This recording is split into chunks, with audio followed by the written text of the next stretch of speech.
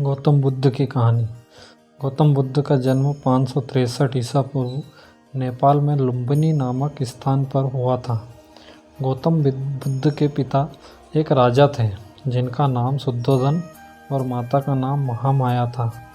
पहले के समय में यह रिवाज था कि बच्चे के जन्म के समय माता अपने मायके चली जाती थी। जब गौतम बुद्ध का जन्म होने वाला था तो महामाया अपने मायके कपिलवस्तु के लिए जा रही थी, तो रास्ते में उन्हें प्रसव पीड़ा होने लगी, जिससे उन्होंने रास्ते में एक पेड़ के नीचे ही गौतम बुद्ध को जन्म दिया।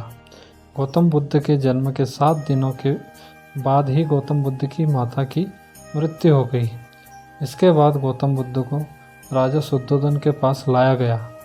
राजा शुद्धोधन ने बहुत से ब्राह्मणों को गौतम बुद्ध के नामकरण के लिए बुलाया। उन्होंने गौतम बुद्ध का बचपन का नाम सिद्धार्थ गौतम रखा।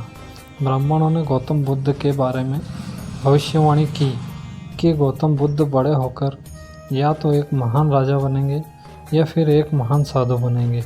राजा शुद्धोधन गौतम बुद्ध को एक महान राजा बनाना चाहते थे, इसलिए उन्होंने गौतम बुद्ध को बचपन से ही हर प्रकार की धार्मिक गतिविधि से दूर रखा। गौतम बुद्ध का पालन पोषण बचपन में उनकी मौसी ने किया। राजा शुद्धोधन गौतम बुद्ध को महल से बाहर भी नहीं जाने देते थे। उन्होंने बुद्ध की शिक्षा की व्यवस्था महल के अंदर ही कर रखी थी, लेकिन गौतम बुद्ध बचपन से ही बहुत ही दयालु स्वभाव के थे। वह किसी का दुख नहीं देख सकते थे। एक बार उनके चचेरे भाई देवदत्त ने एक हंस को तीर मारा, जिसका उपचार गौतम बुद्ध ने किया। गौतम बुद्ध का विवाह 16 वर्ष की आयु में राजकुमारी यशोधरा से कर दिया गया। जब गौतम बुद्ध बड़े हुए और अपने महल से बाहर कदम रखा तो उन्होंने संसार में बीमारी, सांसारिक दुख और बुढ़ापे को देखा। वह इन सब प्रश्नों के उत्तर को खोजना चाहते थे। इसी खोज के लिए उन्होंने एक रात को अपने पिता के महल को त्याग दिया। उन्होंने एक नदी में स्नान किया और अपने बाल कटाकर साधु के वेश में आ गए। इसके बाद वह भिक्षा मांगने लगे। वह भिक्षा मांगते हुए मगध नरेश बिंबिसार के पास पहुँचे। उन्होंने गौतम बुद्ध को पहचान लिया और गौतम बुद्ध को अपने राज्य में कुछ ज़मीन देने की पेशकश की, लेकिन गौतम बुद्ध ने उसे ठुकरा दिया। गौतम बुद्ध इसके बाद वहाँ से चल पड़े। बुद्ध ने बाद में योग और ध्यान की शिक्षा ली, जिसका अभ्यास वह करते रहे। कुछ सालों के बाद वह बोध गया पहुँचे।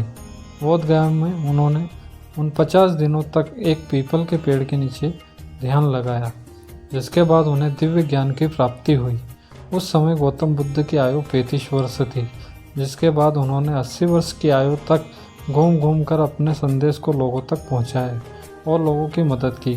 गौतम बुद्ध की मृत्यु कुशीनगर में हुई। उनकी मृत्यु के पश्चात आज भी उनके संदेश गौतम बुद्ध के रूप में जाने जाते हैं।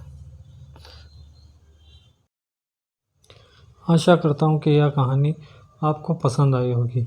इस पर आपकी क्या राय है कमेंट करके ज़रूर बताएं। कहानी पसंद आई हो तो लाइक और शेयर करना बिल्कुल भी ना भूलें। चैनल पर अगर नए हो तो सब्सक्राइब जरूर कीजिए। कहानी सुनने के लिए आपका बहुत बहुत धन्यवाद।